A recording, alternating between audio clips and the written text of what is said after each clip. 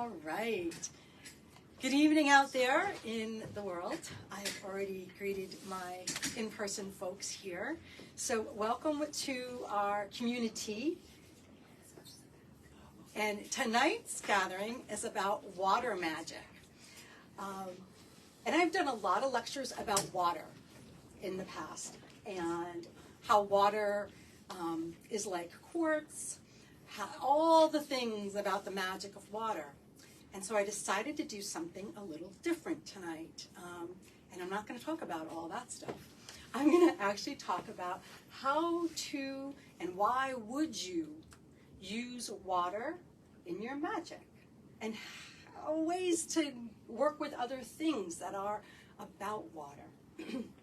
So let me just begin. Water is deep and mysterious. It is full of unknown. It is like our subconscious, deep and mysterious, right? Water is deadly and treacherous. We all know that, right? We see the destruction that water can do. There are places in the ocean that we have no idea what goes on, what lives there. Really freaks me out. But, I mean, I love watching those movies about what's way down there, like, holy. It is just so profound, right? But then, water is nurturing, loving, gentle. We all are formed in water, right? And all life has walked out of the cosmic womb. All life began in the ocean. So it's, water is life. Right? That's my Sunday morning theme when I do my water ceremonies at the river, is that without water, we do not survive. Nothing lives without water. Clean water. We need to remember that because there's less and less clean water that we have. And nothing will survive. Our planet will be in demise without water. Water is cleansing, purifying on every level of our being. Cleans us, literally, but it cleanses us. When you're taking a shower, my ritual for shower is that, I'm cleaning. I'm doing what I'm supposed to be doing. But I am imagining that the water is cleansing my field. That as it's pouring out of my shower, it is clearing everything. I'm a Reiki master, and for those of you who do Reiki, I hope you have your shower heads Reiki'd. I Reiki my shower head with all kinds of symbols, so that as the water pours out, it's pouring through those ancient symbols. And then it's drenching me with that. I also, if I've had some shitty days, we all have those days, you jump into the bath to do a cleansing bath with some sea salt. Here's my little star over here. Check the end, right? My insert is sea salt draws out from the body. Epsom salt soaks into the body. It's bringing in minerals, whatever, gentleness. I don't know the chemical compounds at the moment, but Epsom salt pulls into, so you don't want to do a cleansing bath in Epsom salt. You want to do a relaxing soak in Epsom salt. And when you need a good clearing, you want to do salt. Himalayan salt, sea salt. You can use table salt. I don't recommend it. It's got stuff in it.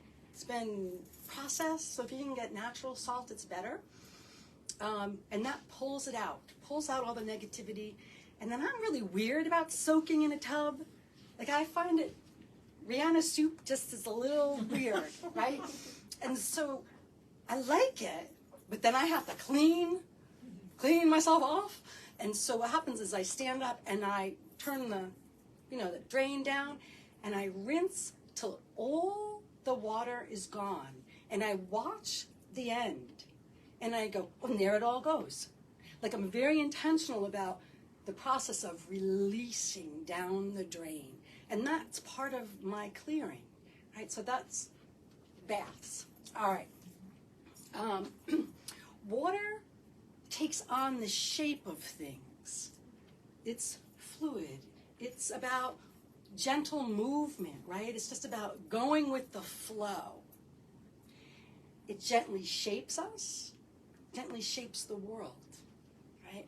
From an airplane, you can look down, or however you do it, right? And you can see the new rivulets, and they look like this.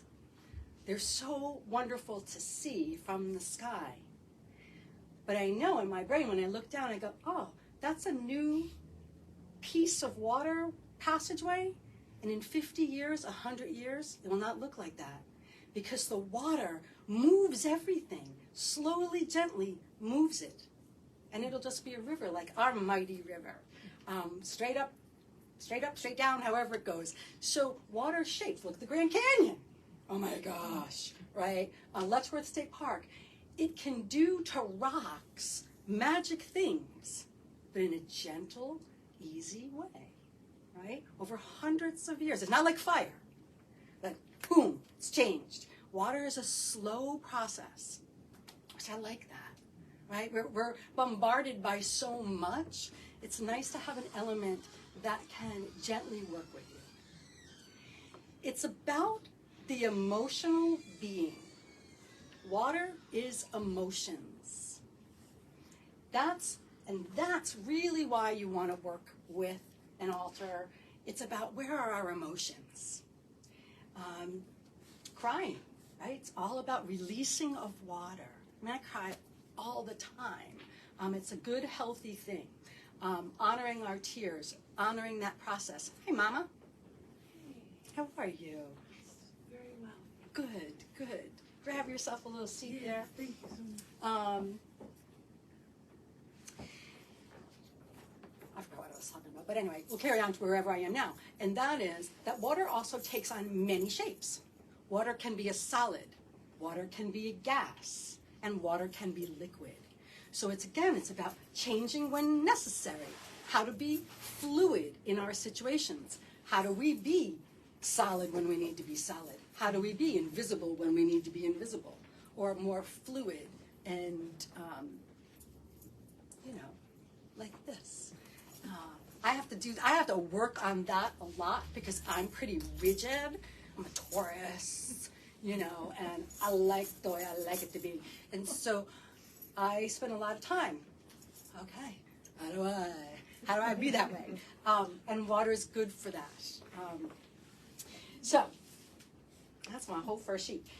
So in the wheel, so we have the north, the east, the south, and the west. In most indigenous cultures, west is where the water lives.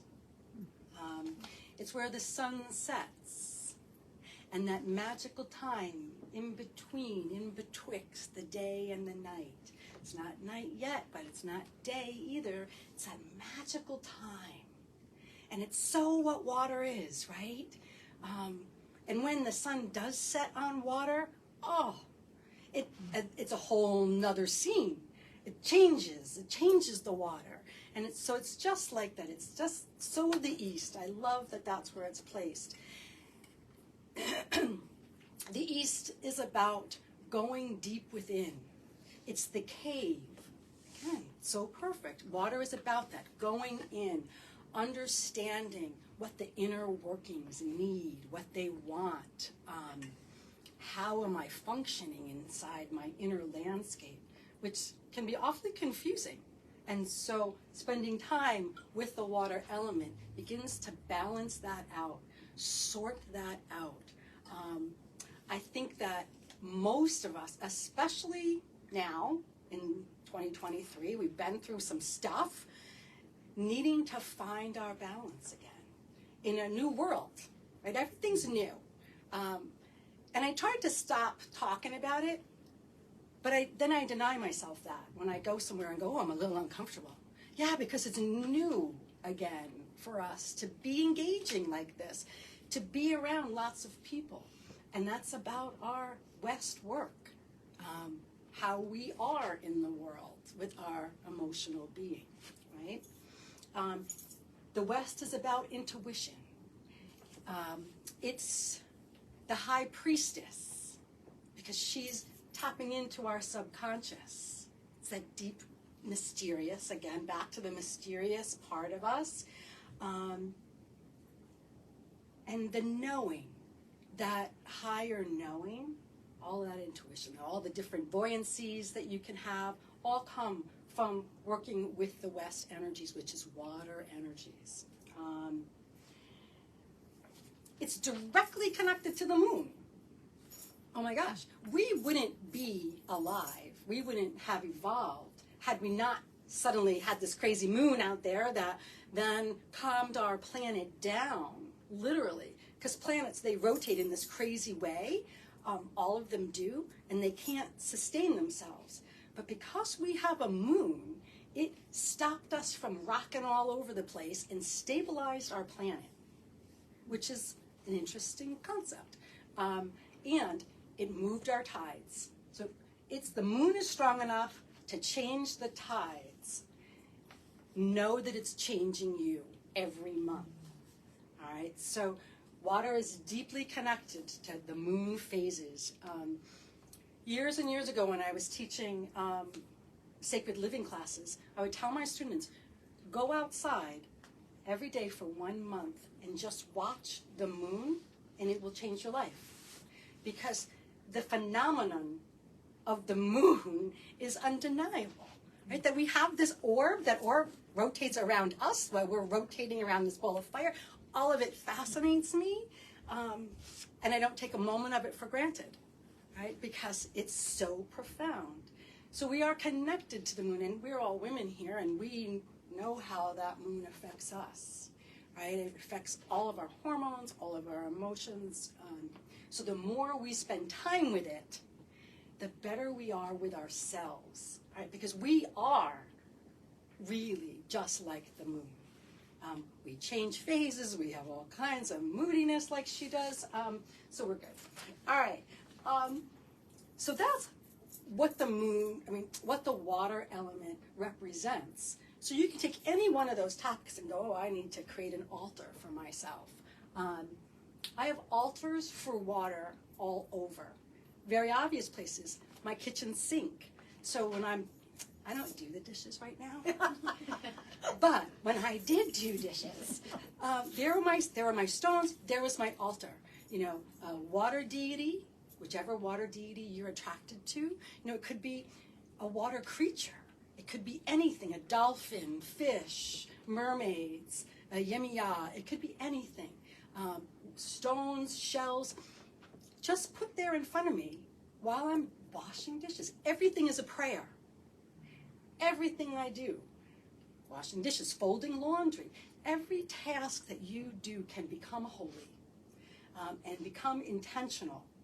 And how you do it is changing your thought process. And so creating little altars in places help me to remember that I'm not mundane, that my day-to-day life is special. And so that's how I do it. I remind myself of that. So I'm going to tell you about different things that I use, that you can use on a water altar anywhere in your house. The bathroom is the best place for it, right? Because there's so much water there. Not that the deities like you to put them in the bathroom. Yemiat does not like that. But all the other ones, all the creatures and things, stick them in the bathroom. They love it. Mermaids, they're happy.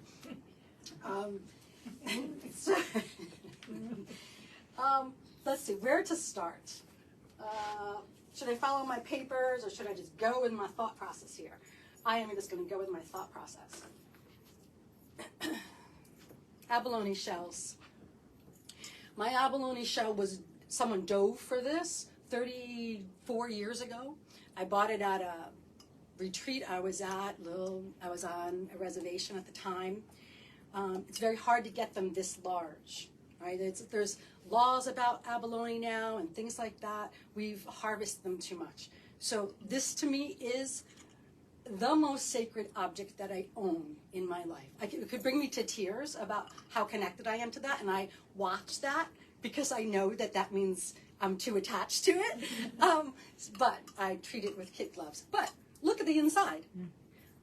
I burn on it 3-4 times a month. So I'm going to tell you about these shells, what I have learned from my abalone shell. What do I use it for? I burn my sage, I burn my herbs right inside of it, okay? And have used it in sacred ceremony for 32 years. It will get completely black in here. Black, black, black tar. And once a year, sometimes more than that if I have to, I sit down in front of the sink with a scrubby and I scrub it. You can use Brillo pads on your abalone shells. And what I'm reminded of is that the shit comes at us. We get blackened. The world hardens us. And we have to sit down and scrub in. We have to do the work because underneath is all the rainbows. We are full of rainbows. And so my shell is more to me than just a burning vessel. My shell is a constant lesson to me that I am beautiful as long as I keep doing the work. You just got to keep doing the work. And I scrub. And then you know what? It still has some scars. And I wear my scars well. But you got to keep doing the work. So this is one thing you can do with your shells, right? I'll tell you something else too, all right. So my very first teacher, her name was Rainbow Weaver. And she used an abalone shell and she said, water, earth is your herb. Earth is my herb, fire I light it, and air is the release. It's a full ceremony right in this bowl. So remember that. If you need a vessel tonight, I'll tell you later. All right. So that's my shell. That's what I burn my things in. All right. Anybody ever heard of a hag stone? Right? Holy stones. Holy stones. And I don't have one to show you right now because I looked all over for my holy stone and I was like, suddenly I can't find it. I don't know why.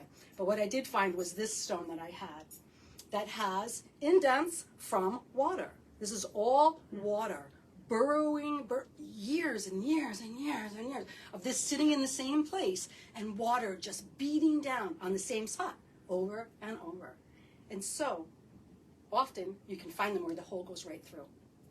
They're called hag stones, and they're very, very special when you find them on the beach.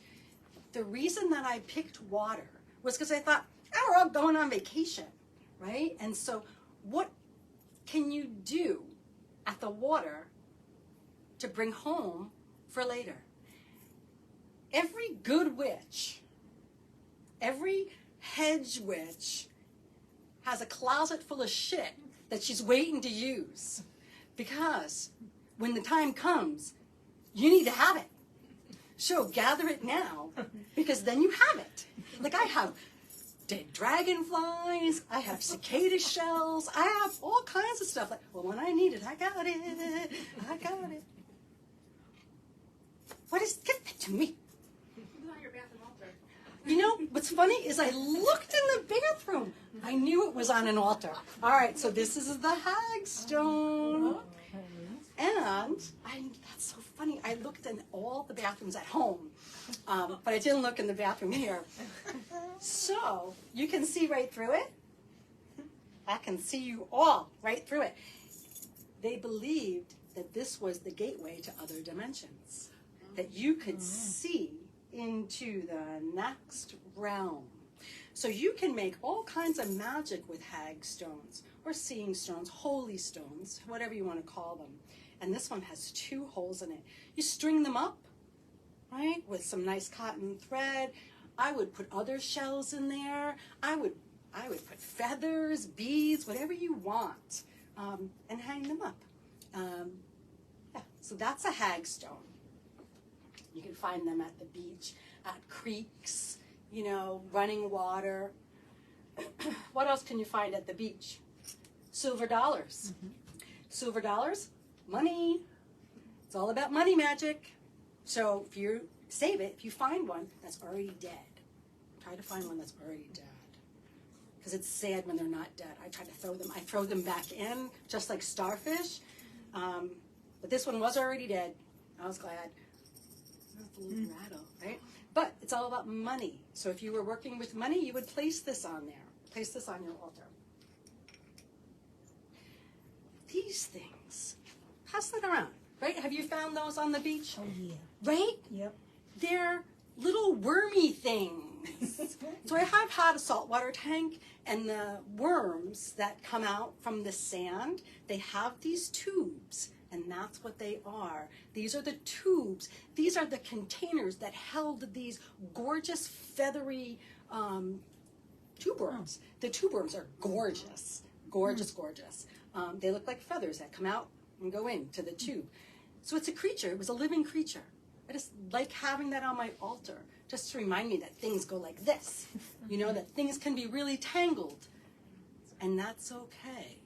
You don't always have to untangle things to be okay, right? Because sometimes things are just tangled. We're entangled with our families, right? Many relationships are just entangled. And if we can figure out how to be whole and healthy in that entanglement, that's a good amulet for that, right? Oyster shells. They're funky, right? I hate oysters. No, not my thing. But oyster shells, it's all about the pearl. It's about the fact that an irritation creates this piece of beauty. So an oyster shell reminds you of that everything that has irritated me is a fucking lesson. It's a lesson. Everything that ruffles my feathers, it's a lesson. It's something for me to glean an important message about myself. So oyster shells will remind you of that, right? About how we need to keep doing the damn work. So this is kind of like a scallop shell. This is kind of a clam shell, but they're really the same. Do we have to pull hairs? It's love magic. Love magic, because Venus birthed herself on a shell, just like this, right? So she's the goddess of love, and she birthed herself out of the ocean. And so love magic. Put this on your altar with a little bit of water in it. Maybe a little heart. You could draw the heart right on the shell itself. Also to do your own inner beauty work. Especially as we age, I have to say that when I look into the mirror, I get slightly annoyed. I'm a little annoyed about this wrinkle, or I'm a little annoyed about that. I mean, I keep carrying on. You know, I do this every now and then again in the mirror. So I struggle with the fact that I'm 60, and I'm glad, and I want to keep going. But there's a little angst that happens now. And so good work for me would be to create an inner beauty altar and honor the beauty of this and what this means, what I've gone through to create this piece of beauty, right? And so a shell like this would be the perfect accompaniment to that altar. Pieces on your altar are to remind you. We don't do anything with them, really. They're reminders of the work that we're doing. So you can't put your altar in a closet. You have to put your altar somewhere where you're going to walk past it and you're going to see it. Right? That's when it makes its impact on you. It's when you're looking at it like, oh yeah, I'm working on that. And you kind of pull that back in and remind yourself. So having little reminders. And that's what these little things tossed around your home do for you. No one else knows about this shit but you. And that's all that matters, right?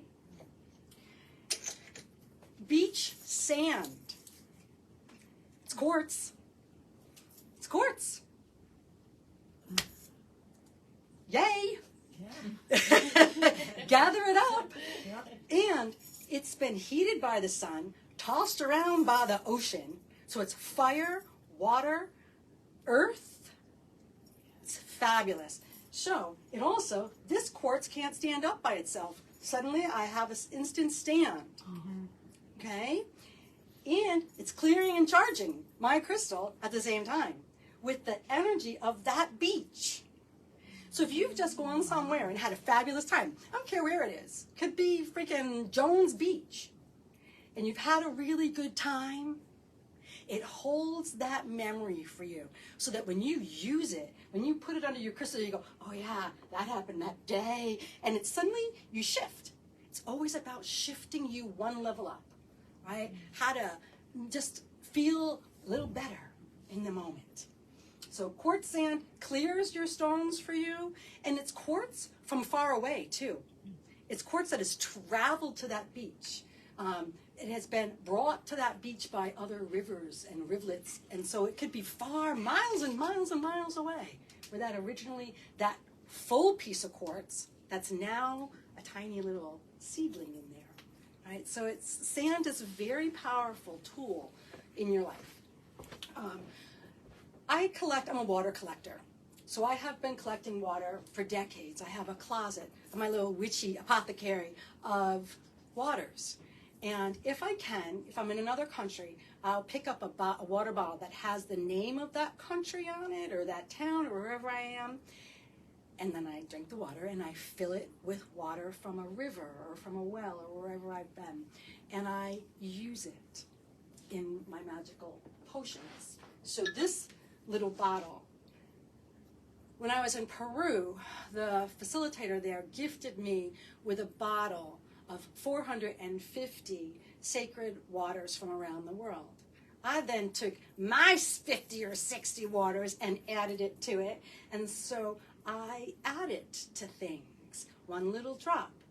I add it this is my container that I use, that candle's hot, use for water ceremony that we fill on the Sunday morning with river water, and we pray over it and fill it with our intentions, and then we pour it back.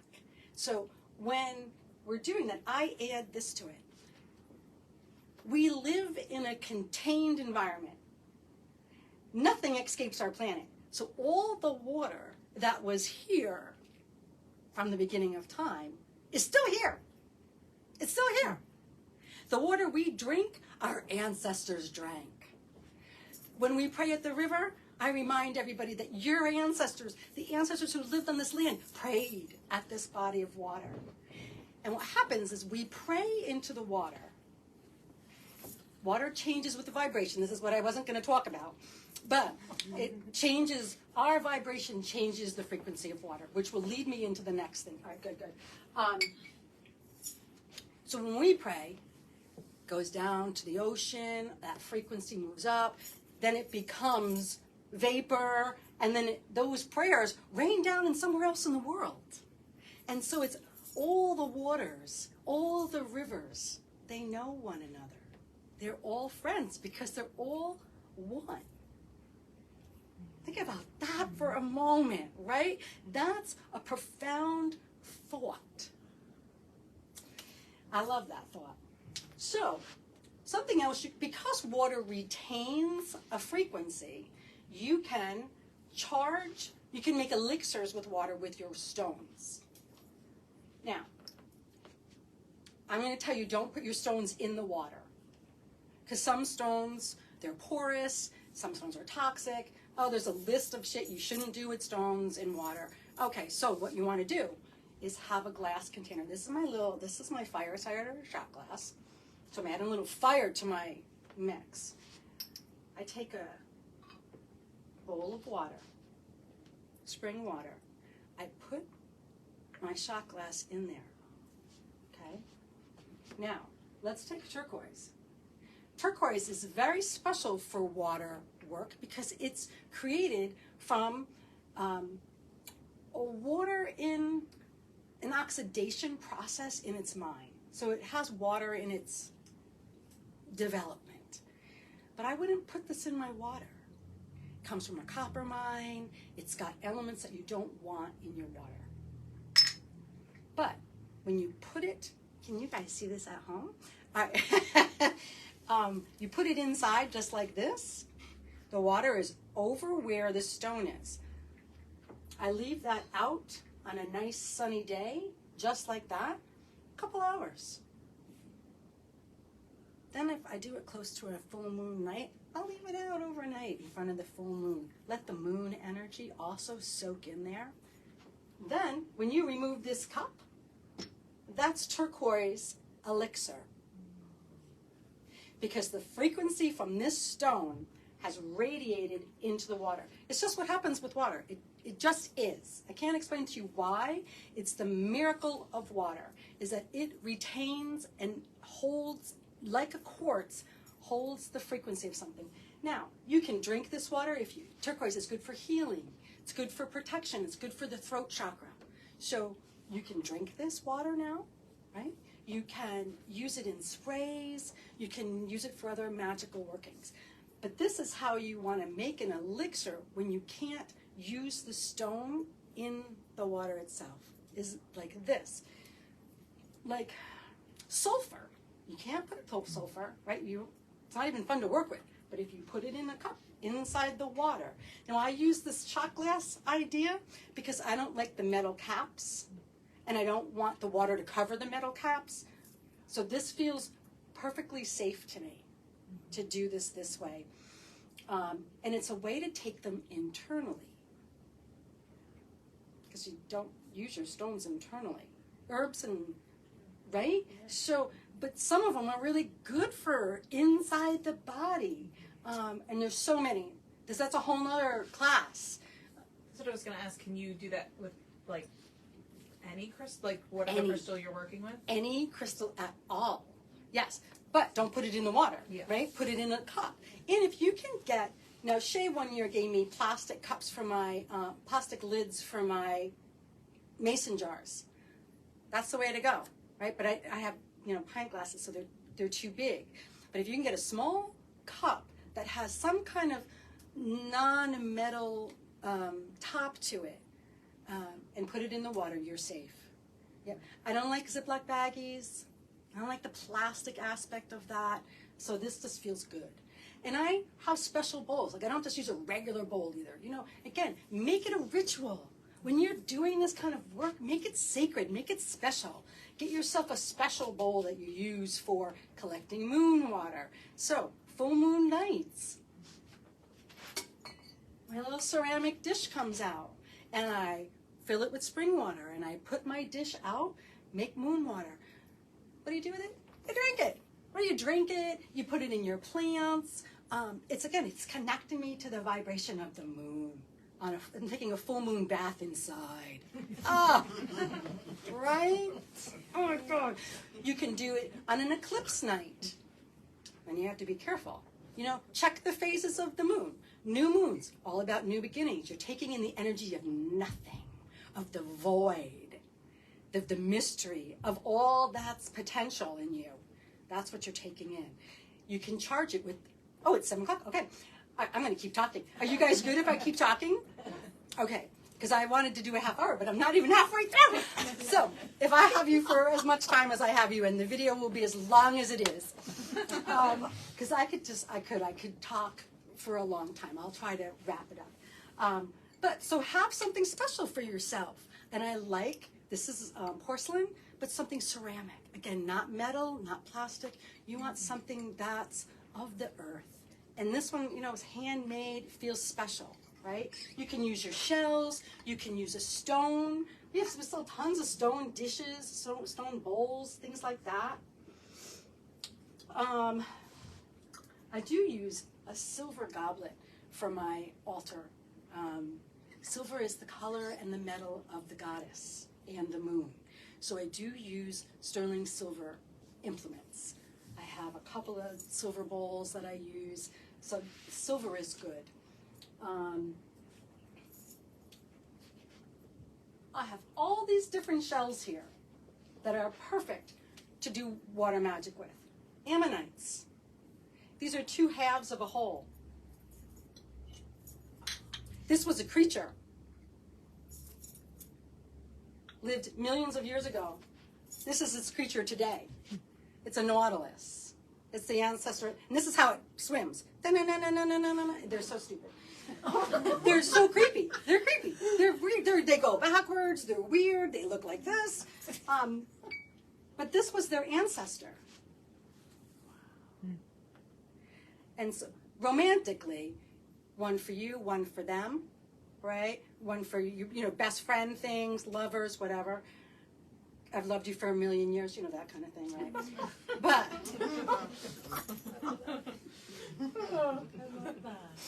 but the tiniest little dot in the center here is where this nautilus began. And this is its growth structure all the way through its life. And each time it grew, it left the littler hole and moved to the next one. And it's fascinating how these actually function. So this is all about being in your body. How are you growing? How are you expanding in your body? How are you living in this case of yours, in this holy temple? Good reminders of how we are in our bodies. This is a current day nautilus. Part of it, it broke. But I keep it because it's the Fibonacci, and it reminds me of how perfect things grow in nature. All right, so this is the inside of that shell. Craziness. So we sell them little teeny, so you only need a little one. I only like to buy them when they're a pair. It feels like it's special when they come together. Fossilized sand dollars. All right. Does anybody know what this really is? My folks at home. So we call it mermaid money. It's not a shell. It's not a rock. What it is, and the only reason I know this is because I had a saltwater tank. And you know how snails, they suck onto the side of something and then they fall off? Well, when they fall off, so that their shell doesn't fill up with water, this little door comes up, slams them shut, right? It's kind of like as the skin moves, the door comes down, like it's perfect timing. And it stays with the snail from the moment that it's born. And this little door grows with them. And when they die and their shell falls to the bottom, this plops out of it. So this is actually a snail door. This is protection. How to keep your house safe. How to keep yourself safe. Right? Isn't that interesting? And it is someone's timeline. It is the lifeline of that creature. These were turbo snails. These are larger. I had only little teeny snails, so I have hundreds of little teeny spirals, just like this. And then they polish them and it looks real pretty. Larimar, the blue stone from the Dominican Republic. It comes from only the Dominican Republic. Ooh, so then you know all about this stone. This is one of the quintessential ocean stones. It looks like the Caribbean Sea. It looks like the sea, the beauty of the blue sea. It's all about the divine feminine energy, tapping into that, owning that. It's gentle, soft, nurturing. I was going to call it the Dominican Republic. The Larimar. This is coral. And these are the little ladder, I call them ladders. A little close-up look. For me, this particular stone is, where am I going? Where am I climbing to? All right? So there's all kinds of delicious stones that come from the water, that are connected to the water, that can support you in what you're working on. Red coral, grounding, stabilizing, the color of your root chakra. What else? I think I might, Orthoceras, another little water creature that lived billions of years ago. Pretty on the altar. Feathers from birds that live by the water. Flamingos, of course, and then the other is a great blue heron. So I keep feathers. I have a horseshoe crab on my water altar. So anything you find when you're at the beach, think about where could you put that in an altar? You know, like I often will collect shells and then toss them at the end of the day because it's just fun to collect. I don't need any more shit. But when I find something that I go, oh, you belong on my altar. You're a gift from the cosmic womb, which is the ocean, right? And the fast-moving streams, they're totally different energies. Ponds, rivers, streams, ocean, they all carry water in a different way. Waterfalls. So think about the energy of the water you're near when you're collecting it. So I started saying that I collect these waters from all over, and then I label them, and then add them to sprays that I make, to other magic potions I'm making, and it holds that energy. So, and they stay, they don't go bad. But when I go to the oceans, different oceans, I'll collect a little bit of sand, a little shell, put it in the jar with its name on it. And I have that to just bring me back to that place, back to that moment where water nurtured my spirit. So, that's what I have for you tonight. Very nice. Thank you so much. You're welcome. You're welcome. So Katrina's watching, and she Hi, says, Katrina. she uses her grandmother's old ceramic and glass candy dishes Oh, yes. as water bowls. Oh, how So that's beautiful. like a nice, like ancestral. Beautiful. That's lovely. Yes. Using old from family heirlooms is a beautiful thing on your altar. Your chalices, your spoons, all the dishes. That's beautiful. Thanks for watching, Katrina. Next month, we meet just a few days before Mercury goes retrograde. So I am going to talk about all things Mercury. Like, all things Mercury. The god, the element, the planet, being retrograde, all of it will be my discussion next month. So, all right. Thank you. Thank you. Thank you so All right. much. Would you turn those off? Yes. All right. Thank you for watching.